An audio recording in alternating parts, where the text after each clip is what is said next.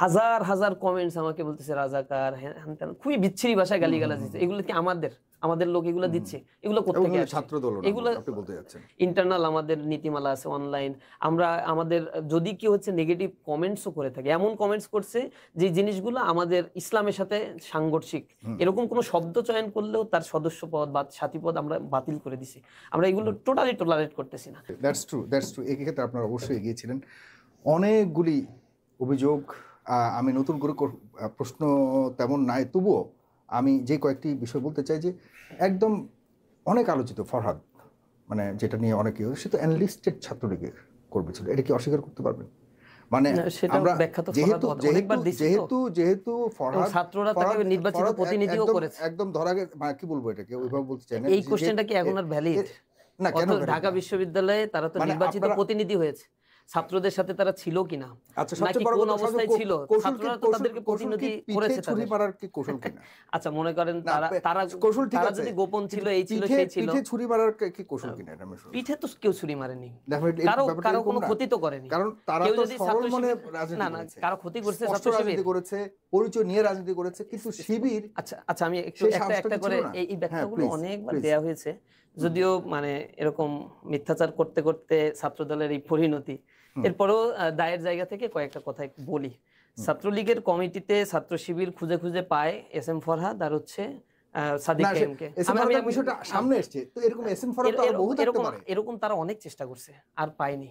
কিন্তু ছাত্র দলের কমিটিতে ছাত্রলীগ পুনর্বাসিত হয়েছে তো হাজার হাজার। আপনার পেজ থেকে আপনি যদি খুঁজেন, তাহলে আপনার পেজের নিউজ আর্কাইভিং আমার কাছে আছে প্রায় 60-70টা। তো আমাদের কমিটি প্রকাশ করা হয়েছে, আপনারা দেখেন নাই। আপনাদেরকে ইনভাইট করলে আপনারা আমাদের সম্মেলনে তো যান না, বাইরে থেকে হচ্ছে সমালোচনা করেন। তো গেলে তো সবাইকে চিনতে পারবেন। আবার আন্দোলন চলাকালীন সময়ে তৎকালীন সময়ে সেক্রেটারি ছিল ছাত্র দলের হচ্ছে জুয়েল ভাই, তারপরে ওদের কেন্দ্রীয় সভাপতি শ্রাবণ ভাই যখন ছিল, শ্রাবণ ভাই বা হচ্ছে আগের কমিটির, তাদের সবার সাথে কিন্তু আমিও দেখা করছি। 20 সাল 21 সাল আমাদের কেন্দ্রীয় সভাপতি সহ ম্যান টু ম্যান তাদের সাথে আমাদের কথা, কোথায় আন্দোলন হবে, কিভাবে হবে, কোথায় কি অবস্থান করবে, তারা আমাদের চিনে না। এগুলো অসত্য, চূড়ান্ত মিথ্যা কথা এবং প্রোপাগান্ডা করা। ছাত্র দলের কর্মসূচি ছিল বা বিএনপির কর্মসূচি ছিল, যখন মার্চ ফর ঢাকা নাকি একটা কর্মসূচিতে বিএনপির চেয়ারপারসনের বাসার সামনে বালু ট্রাক দিয়ে রাখছে। সেই আন্দোলনে বালু ট্রাক সরানোর জন্য কিন্তু সেখানে 2 জন ইসলামী ছাত্র শিবিরের শহীদ আছে ওই দিন। ছাত্র দলের কোনো শহীদ নাই বা বিএনপির কোনো শহীদ নাই। তো আমাদের ওই গণতান্ত্রিক আন্দোলনে আমরা তাদের পাশে ছিলাম কিনা, এগুলো এখন লজ্জাজনক বিষয়। প্রত্যেকটাই আর্কাইভিং, ফেসবুকে আমাদের মিছিল মিটিং এর ছবি আছে। যখনই আমি নিজে হচ্ছে বিএনপির কার্যালয়ের সামনে, আমাদের ঢাকা মানে খুলনাতে যখন প্রোগ্রাম হতো, লাগাতার অবরোধ কর্মসূচি, ইউনিভার্সিটিতে ভর্তি হয়েছি, 6 মাস ক্লাস নাই, সকালে মিছিল করে গিয়ে বিএনপি অফিসের সামনে, পার্টি অফিসের সামনে রুটি আর কলা খেয়ে 12টার সময় কর্মসূচি শেষ। এরপরে জেলখানা যেতাম হচ্ছে আমাদের ভাইদেরকে দেখাশোনা করতে। সন্ধ্যায় আবার পরের দিনের কর্মসূচি বাস্তবায়নের জন্য মিছিল। ছাত্রদল কোথায় মিছিল করবে, আমরা কোথায় মিছিল করব, নির্বাচনের আগের দিন কোথায় কি, সবকিছু বোঝাপড়া হচ্ছে আমাদের। এগুলো সারা দেশের সকল জায়গাগুলোতে এগুলো হয়েছে। এখন যদি তারা এগুলো ডিনাই করে, তো এটার বিচার ফয়সালা আল্লাহই করবেন, আর যারা হচ্ছে ময়দানে তখন ছিলেন তারাই আসলে বুঝতে পারবেন। ভাই যদি ময়দানে থেকে থাকেন তাহলে এগুলো সব জানেন সে। আমরা আবাসিক এলাকাগুলোতে বা মহানগরগুলোতে, জেলাগুলোতে যারা দায়িত্ব পালন করছে, কি পরিমাণে শাহাদাতের ঘটনা ঘটছে। ইসলামী ছাত্র শিবির আওয়ামী লীগের আমলে এই 15 বছর এই গণতান্ত্রিক আন্দোলন করতে গিয়ে আমাদের, বিশেষ করে আমাদের সাবেক নেতাকর্মীদের যখন ফাঁসি দেওয়া হয়েছে, সেই সময় আমাদের আন্দোলন করতে গিয়ে 20-22 জন আমাদের শাহাদাত বরণ করছে। এর বাইরেও আমাদের 120 জন 30 জন যে শহীদ হয়েছে, কোন আন্দোলনে শহীদ হয়েছে এগুলো তো সবই হচ্ছে বিএনপির ঘোষিত বা 4 দল ঘোষিত কর্মসূচিতে। আমরা হরতাল পালন করা, নির্বাচনের আগে যে কর্মসূচিগুলো, সেগুলোতেই তো শাহাদাতের ঘটনা ঘটছে।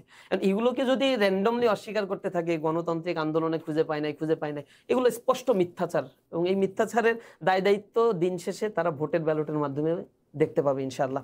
তো এটা নিয়ে আমরা খুব বেশি ওরিদ না, কথাও বলবো না। আমরা আমাদের আন্দোলনগুলো যদি বলি, উনি কিসের কারণে মনে করছে যে জাতীয় নির্বাচনে একই ধরনের ফলাফল? এটা তো তার প্রেডিকশন থাকারই কথা। ঢাকা বিশ্ববিদ্যালয় বা জাহাঙ্গীরনগর, রাজশাহী, এই 4টা বিশ্ববিদ্যালয় স্বায়ত্তশাসিত প্রতিষ্ঠান, লাখের উপরে স্টুডেন্ট এখানে পড়াশোনা করে।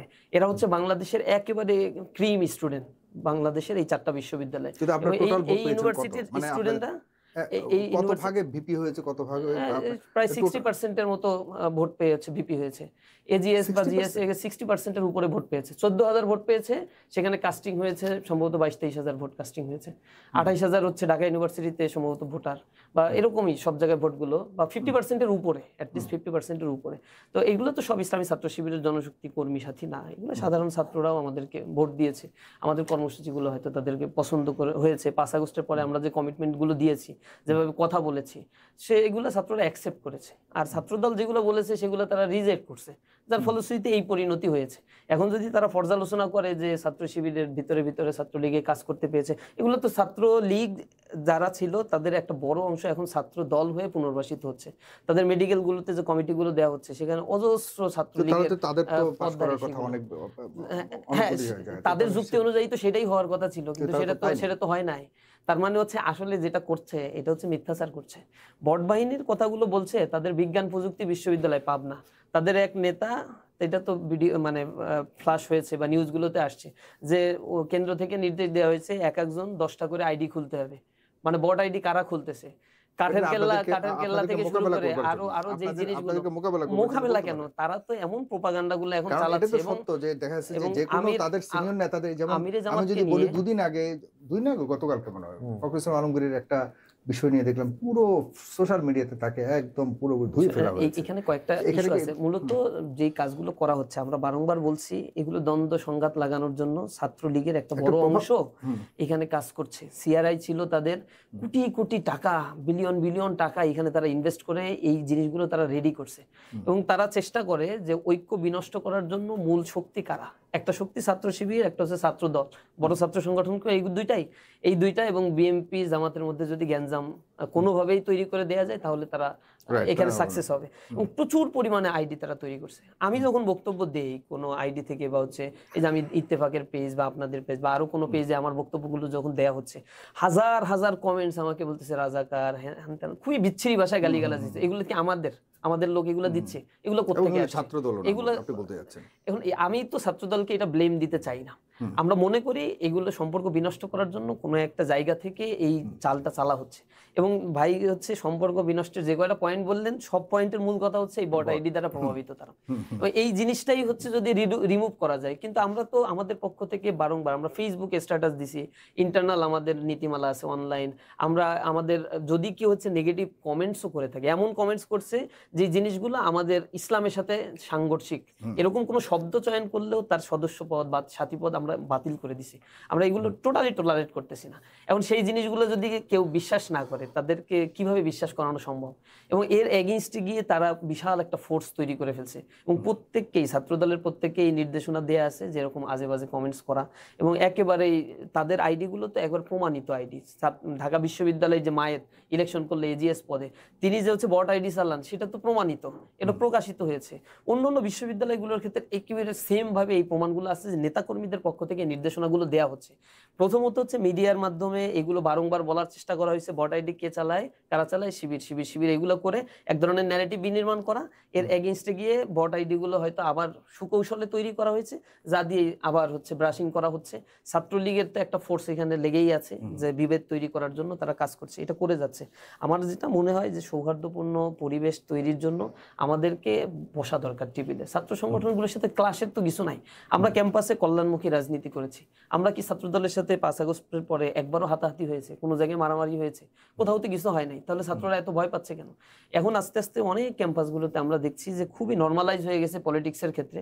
প্রথমে স্টুডেন্টদের পারসেপশন এত নেগেটিভ ছিল যে নো পলিটিক্স, এই ক্যাম্পেইনগুলো তারা চালিয়েছে। এর এগেইনস্টে ইসলামী ছাত্র শিবির নবীনবরণ প্রোগ্রাম, তাদের নিয়ে ক্যারিয়ার কাউন্সিলিং প্রোগ্রাম, এরপর ওয়েলফেয়ার অ্যাক্টিভিটিস, যেগুলো ছাত্ররা যেগুলো অ্যাকসেপ্ট করতে চায়, এরপরে হচ্ছে তাদের ভর্তি ক্ষেত্রে সহযোগিতা করা, আদার্স অন্য বিষয়গুলো যখন আমরা করার চেষ্টা করেছি, ছাত্রদল সমানতালে করেছে। এখন স্টুডেন্টদের মধ্য থেকে ওই ভীতিটা কিন্তু চলে গেছে যে না, রাজনীতি কল্যাণকর কাজও রাজনীতির মাধ্যমে হয়। সুতরাং এই যে হাইপটা তৈরি করার ক্ষেত্রে আমরা তো একসাথে কাজ করার চেষ্টা করেছি। ছাত্রদল যেটা করেছে, শুরুতেই পলিটিক্স চাই এবং পলিটিক্সের সে পুরাতন বন্দোবস্তের দিকে গিয়েছে। কুয়েটে শুরু করেছিল অস্ত্রের যে মহড়া, সেখানে যুব দলের একজন নেতা সেখানে অস্ত্র নিয়ে পরবর্তীতে সে মারা গেল। ওই যুব দলের নেতাকে কিন্তু বহিষ্কার করা হয়েছিল। পরবর্তীতে যখন আবার তাকে হত্যা করা হয়েছিল, তাদের মানে সে তো ওই এলাকার সন্ত্রাসী ছিল, তাকে হত্যা করা হয়েছে, তখন আবার তাদের পেজ থেকে এটা দাবি করা হয়েছে যে যুব দলের নেতাকে হত্যা করা হয়েছে। একটা বহিষ্কৃত নেতাকে পরবর্তীতে তারা স্বীকার করেছিল, সে অস্ত্র নিয়ে কুয়েটের সাধারণ ছাত্রদের উপর হামলা করেছিল। ছাত্ররা তো ট্রমাটাইজ হবেই। এবং বিভিন্ন ক্যাম্পাসগুলোতে যে চাঁদাবাজি, যে টেন্ডারবাজি, বিভিন্ন স্ট্যান্ড দখল, এই কার্যক্রম করার মধ্য দিয়ে ছাত্রদের ভিতরে আস্থার জায়গাটা আসলে আর নাই। সেই জায়গা থেকে তারা তো সিমিলার করার চেষ্টা করছে, যে ছাত্রলীগ যা করছে এরাও এখন নতুন রাজনীতির কথা যারা বলছে তারা কি একই চরিত্রের কিনা। তারা যদি নতুন কিছু দিত তাহলে ছাত্র সংসদ নির্বাচনগুলোতে তো এর ফলো আপ তারা পেত। জাহাঙ্গীরনগর বিশ্ববিদ্যালয়টা তো যিনি ভিসি তিনি তো বিএনপিরই একেবারে পোস্টের নেতা। এরপরে হচ্ছে নির্বাচন কমিশন যারা ছিলেন তারা তো সবাই বিএনপির পোস্টের নেতা। তো সেইখানে তাদের 4টার সময় কেন নির্বাচন থেকে সরে যেতে হলো?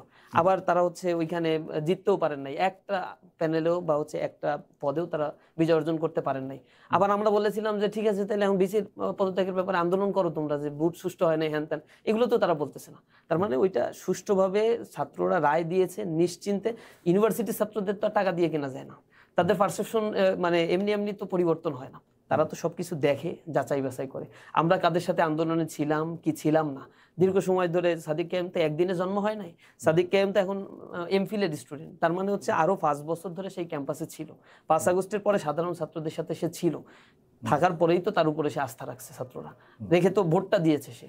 এখন যদি ওই প্রপাগান্ডাগুলো নিয়ে আবার পুরাতন কথাগুলো নিয়ে চর্বিত শ্রবণ করা হয়, এটা স্টুডেন্টদের ম্যান্ডেটের উপরেই একটা মানে আঘাত করা হয়। তারা হচ্ছে আস্থা রেখেছে তাদের নেতার উপরে, তারা ভোট দিয়েছে, তাদের প্রতিনিধি তৈরি করেছে, আবার তাকে প্রশ্নবিদ্ধ করার জন্য একটা সম্প্রদায় উঠে পড়ে লাগছে। আপনাদের তার মানে তাদের পারসেপশন তো চেঞ্জ হয়ে যাবে তখন।